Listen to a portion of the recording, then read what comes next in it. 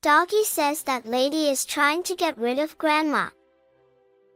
My daughter said this right after playing with the family dog at my parents' house. Both I and my sister-in-law, who had been called that lady, were taken aback. Hey, what are you saying? I'm so sorry, my daughter. I hurriedly apologized to my sister-in-law, and she replied with a strange smile. Oh, no, don't worry about it. My daughter had always claimed she could talk to the family dog, but I dismissed it as childish imagination. What I was more concerned about at that moment was not upsetting my sister-in-law, who lived with my mother and took care of her. That's incredibly rude, you know? I scolded my daughter, but she pouted and said, But Doggy really did say that. And then, as she continued speaking, her words shocked me even more. My name is Amelia. I'm currently raising my 5-year-old daughter. That day, I had brought her to visit my parents' house because I heard my mother was not feeling well. At my parents' house, my mother lives with my brother, his wife, and their pet poodle. My mother is never lonely with such a lively household. The house is in my mother's name. My father has already passed away, but he left behind enough wealth to ensure my mother is comfortable in her old age. By the way, the poodle my daughter claims she can talk to is named Max. We've had him since before I got married and moved out, so he must be over 10 years old by now. In human years, that would make him somewhere in his 50s or 60s. My daughter Kate adores Max and always looks forward to playing with him. This time was no different. While I was talking with my mother and sister-in-law, Kate was playing with Max. And then she suddenly made that outrageous statement about my sister-in-law trying to get rid of my mother. Carol, I'm so sorry. I'll make sure to talk to my daughter about this. I apologized profusely to my sister-in-law. Carol smiled awkwardly and said, Oh, no, it's fine. Don't worry about it. Although I sensed something off about Carol's response, I was more focused on dealing with Kate. Kate, you need to apologize to Carol. What you said was very rude. I scolded her. Kate, who had been laughing and playing with Max, suddenly got serious. But it's true. Doggy really said that. She pouted. And then she began to relay more shocking information she claimed to have heard from the dog. Listen, it's a secret. Kate whispered, making sure my mother and Carol couldn't hear. That lady is putting something weird in Grandma's food. What? Are you saying Carol is adding something to the food? I asked, bewildered. I don't really know. Doggy said there's a strange smell in Grandma's food, and every time it's there, Grandma feels sick. This revelation stunned me because my mother had been inexplicably ill and had been rushed to the hospital multiple times recently. Can Max tell when this happens? I asked Kate, half believing, half doubting. Kate seemed to ask the same question to Max and then said, Well, when it gets dark, and it's the day they serve meatloaf. Does Doggy know what meatloaf is? Doggy understands human words. He remembers because that lady always says, Today's meatloaf day, every time. Kate continued talking to Max, and then she shared more disturbing information. On meatloaf days, the strange smell is always there, and it's getting stronger. Doggy says Grandma is getting weaker. The day before yesterday, lots of people came and took Grandma away. The day before yesterday. My mother had indeed been taken to the hospital by ambulance. The lots of people were likely the paramedics. This recent hospitalization was why I had come to visit. The hospital had done food allergy tests but found no cause, dismissing it as a coincidence. But this seems too coincidental to be random. Could Kate really be talking to the dog? But I still couldn't fully believe it.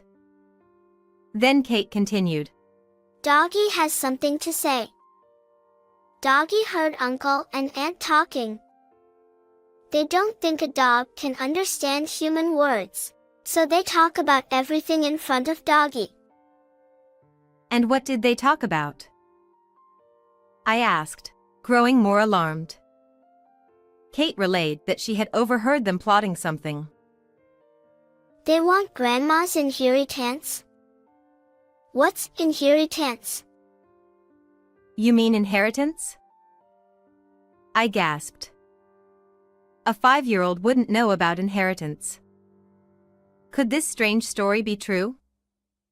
My mother did have an inheritance from my father, enough to ensure her comfort in old age, including the house and land. But the idea that my kind sister-in-law would harm my mother was hard to believe. I felt confused and couldn't dismiss my daughter's story as mere fantasy. Doggy loves Grandma and wants to help her. Doggy wants you to do something. Kate pleaded. Help Grandma? Yes, we must help her. I decided, still skeptical but willing to trust Kate and Max. So, I just said earlier that lady was trying to get rid of Grandma, right? If we don't act fast, that lady might hide the evidence. I'm sorry, Doggy, for giving us away. Kate finally realized that because of her actions, her beloved Grandma is in danger, and she's now in tears. Is Grandma going to die? Kate asked, almost in tears. No, we'll make sure she's safe. I reassured her. Anyway, as Kate said, we need to act immediately to prevent any tampering with evidence. I need to stop Carol and my brother's conspiracy. Carol had left the room, so I decided to act quickly to find the supposed poison in the kitchen. When I arrived, Carol was rummaging around. What are you doing, Carol? Oh, Amelia, just organizing the kitchen. There's so much clutter.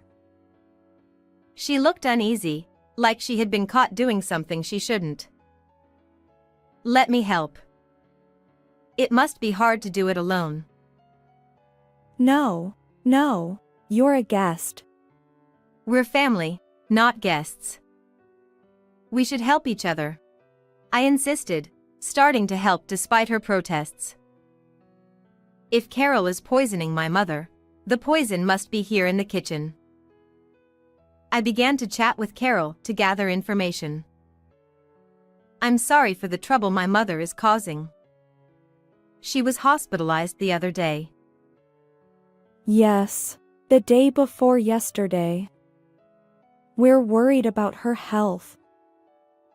Carol seemed genuinely concerned, not like someone plotting harm. Then Max barked and rushed into the kitchen, sniffing at a trash bag. Hey, Max, stay out of the kitchen. Carol tried to stop him, but Max, despite being called a poodle, is a dignified adult dog. He is about the size of a medium-sized dog. Despite being over 10 years old, he is still strong and managed to break free from my sister-in-law, sticking his nose into the garbage bag to pull something from the trash. What's this? I asked, taking it from Max. It was a package of rat poison. It's still full. Why are you throwing this away? Well, you know, if Max happens to eat it like he did just now, that would be troublesome, right? It's about decluttering. Rather than that, if Max puts it in his mouth, it would be troublesome, so I'll put it out of reach. She tried to forcefully take it from Max, but he wouldn't let go of it. However, when I reached out, he casually handed it over to me. I'll put it away. I pretended to put it on a high shelf, secretly pocketing some of the poison.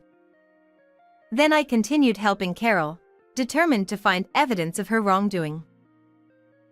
Afterward, I returned to Kate with Max, took the poison bait out of my pocket, and showed it to Kate and Max. Max sniffed the poison bait and snorted. What do you think, Kate? What is Max saying? This is it. Max says it's the strange smell. It seems that what was mixed into the meatloaf was indeed this. In small quantities, the strong flavor of barbecue sauce could mask the strange taste. According to my mother, my sister-in-law usually cooked with very strong flavors. When my mother suggested lighter seasoning, my sister-in-law would say, Emil's taste buds are getting weaker. I want you to enjoy flavorful food.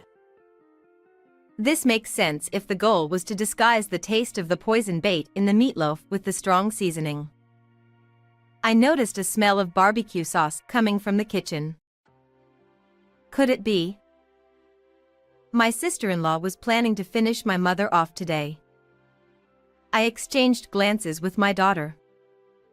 She nodded and gave Max an eye signal as well. The three of us were now fully united. I'm sorry, but it's almost time for dinner.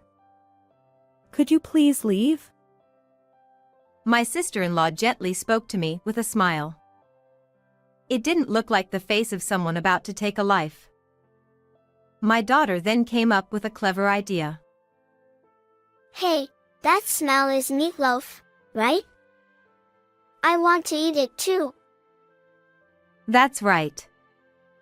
Since we're here, why don't we stay over? Yay! I can play with Doggy more. What? That would be inconvenient. My sister-in-law was visibly flustered, sweating nervously. What's inconvenient? The fact that you can't poison Mother? What are you talking about? You heard my daughter earlier, didn't you? She said you were trying to get rid of Grandmother, according to Doggy. My sister-in-law's expression changed from calm to a sharp glare. Are you seriously going to believe your daughter's imagination? Yes, I will. She's my daughter, after all. You and your daughter are crazy. But we have proof. I pulled the poison bait my sister-in-law had tried to discard out of my pocket. Her face turned pale. According to Kate, Max says he always smelled this poison in the meatloaf. You served meatloaf the day before yesterday too, right? How do you know that? My sister-in-law was visibly shaken. Kate heard it from Max. And every time meatloaf was served, my mom ended up in the hospital. Well, that was not intentional. So, you admit it.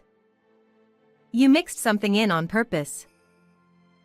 My sister-in-law bit her lip, realizing her slip of the tongue. I already told my mother. She won't eat anything you make anymore. Why are you saying such awful things? Does everyone believe this delusional little girl? She pointed at my daughter with hatred, but Kate looked her straight in the eye, unafraid. Max stood in front of Kate, growling protectively. My sister-in-law recoiled in fear. There's no one left in this house to support you, including the dog. It wasn't on purpose. It just happened to get mixed in while cooking. I understand. If that's what you say, then I'll choose to believe Carol.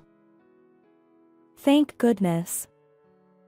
Amelia, you won't abandon me, right? Sister-in-law showed a relieved, bright smile, but I retorted to her like this.